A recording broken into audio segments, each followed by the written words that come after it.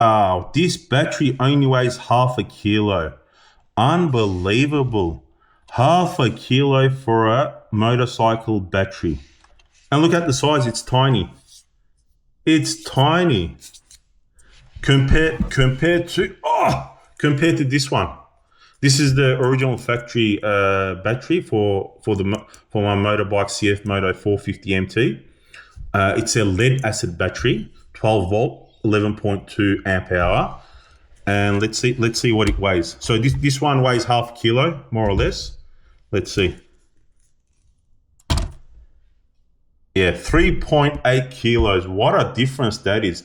That's a difference of 3.5 kilos. That's a considerable amount of difference in weight saving. And the size.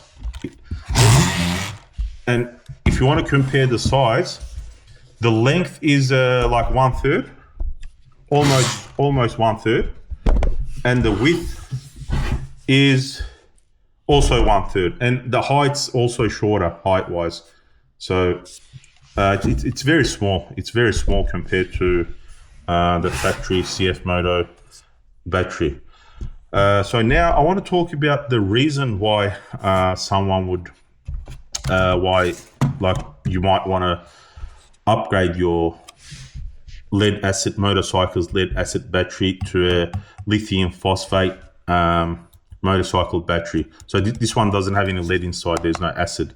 So that's why it says don't use with a lead acid battery charger. There's a warning there. So the chargers for these, you have to get the right charger. You have to make sure that it's for like lithium phosphate, Life PO4. So I grabbed this one from Land Plus. So you can see the website there, landplus.com.au. So I've been dealing with this mob for a couple of years now. Even for my e-bikes and all that, I got like a couple of batteries from them, and they've all been good. Like I had two 10,000 milliamp hour batteries. They've lasted like 3-4 years, no problems. So they're really good, this mob. And I've decided to try their motorcycle battery, and yeah, I'm really happy with it. So this retails for around $85 if you pick it up from the store. If you order it online, they have an eBay store. It could be, I think, $10 or $15 more expensive, just because the eBay has fees and they have to do the shipping and all that. So that's that. So now I want to touch on like why I've done the upgrade, the reason why I've done the upgrade. So I'm a beginner rider. I've just started, riding. I've just done a few trails and all that, and like I was dropping my bike a lot. And my bike, the CFMOTO 450 MT, weighs 195 kilos wet weight, 195 kilos, and that's some weight. Like you will feel that, you will feel every single gram and every single kilo when you drop it. So I kept on dropping it. Then I realized with all the luggage racks, with all the extra like panniers and brackets and all that, like I think it was more like 210 kilos, to be honest. And with all the extras and spares and all that, then every time I would drop it, yeah, it just felt really heavy. It just like took all my energy. Then I decided, you know what, I want to take all this off, and I just want to do day riding, like a day trips, and I want to go minimal weight. So with the battery, along with a couple of other things which I will explain, I've saved about 10 kilos of weight. So I've dropped my bike from 195 kilos curb weight to about 185 kilos. So that includes battery, exhaust system, taking off the rear passenger pillion pegs, taking off the rear racks, rear rack, rear holding, rear rack, a few other bits and pieces, and yeah, so 10 kilos of weight. So the biggest factor was that when I've taken it for a ride after all the weight saving, or I'll say weight reduction, I just felt that the bike became alive. It felt better. The acceleration, the stopping, the handling, cornering, everything just felt good about it. And after that day, I said, I never want to go back to adding like any extra weight to it. So if you're considering of saving some weight from your adventure bike, this could be one of the better upgrades for the price. So this, as I've said, for $85, you're saving about 3.5 kilos. That is really good on an adventure motorbike. So the reason why the factory ships out these lead acid batteries, because these lead acid batteries, they're cheap, very cheap to manufacture. They're mass produced, they're heavy, bulky, and they just want to cut the cost down and put the lower the price of lower the RRP, represented retail price for the motorbike. And like depending on your bike's configuration, engine configuration, and where the battery sits, you see some bikes it could sit up high, like my one, because my one sits right underneath the seat, just right in front of or behind the air filter. So that's called like being like top heavy. Some bikes I've seen it that it can sit on the side and lower on the Hondas and whatnot. So if your lead acid battery, factory lead acid battery sits up high, and you wanna like take some of that burden off, you wanna take some of that weight off, this is a really good upgrade. Like I can 100% recommend it. The only thing that you have to be cautious of is the battery terminals, because they can change. Like for example, on this one, the positive is on the right hand side terminal, negative or earth is on the left hand side. So you can actually get the negative or earth on the right and positive on the left. So you just have to make sure where your terminals are. And so yeah, for me it was like weight saving. Like I never had any issues with the battery. In fact, I'm actually keeping this battery as a spare in case something happens to this, like it doesn't function anymore, like it doesn't crank anymore, or something like that, then I've got something to go back to, worst case scenario.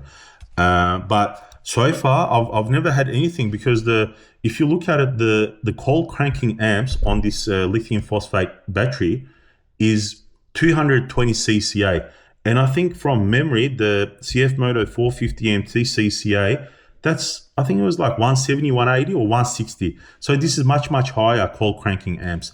And these, for whatever the technical or scientific reason is, they have a better, they function better. I think it was during cold. Like I could be wrong. They have a few advantages, like number one being the weight. So that's that. And so is it worth it? Is it worth it for a sports bike? I would say yes and no, because sports bikes are like they don't drop it like 5 or 10 times a day. They don't need to keep picking it up. It really doesn't. I don't think it will make like a massive difference. The only thing being, for example, like I don't have a sports bike, but if I did have a sports bike and my factory lead acid battery was dying, it was on its way out, then instead of buying and going for another lead acid battery, I would go for the lithium phosphate. That's the only maybe thing. Or like someone's really conscious about their bike's weight and they want to reduce every single gram or kilo, then it's worth it. And also, like, for example, I know it seems small, okay, 3.5 kilos from here, and then let's say that you have the correct tire pressures, and then you can take a couple of other kilos from the exhaust and headers and few other bits and pieces, like I said, the rear passenger pegs, and suddenly, like, you might be saving 7-8 kilos. So 7-8 kilos will actually give you better fuel usage, better fuel consumption. You will also feel it, acceleration, braking, cornering, and also you will have like a less tire wear. Less weight means less tire wear. That would like depend on the tire. If you have very soft tires, like probably not going to make much of a difference. So it comes in a box like this. This is the part number. Is it? Yeah. LFP4L-BS 220 CCA, and it comes with all these phones. So what I've done, what I've done, so another good thing that I forgot to mention is that, so the battery compartment is designed for this battery on the CFMOTO 450. So what happens, like suddenly when you drop a smaller battery in there, is that now you end up with all this like empty space. So this empty space, if you have some maybe gloves, some like light materials, so you can actually use that as like extra storage, because underneath the seat there really isn't that much storage. So that's another thing to consider. So I've had these foams, they're sticky foam pieces. They came with the box. So what I've done, because I didn't have anything to put around it, so I've just I've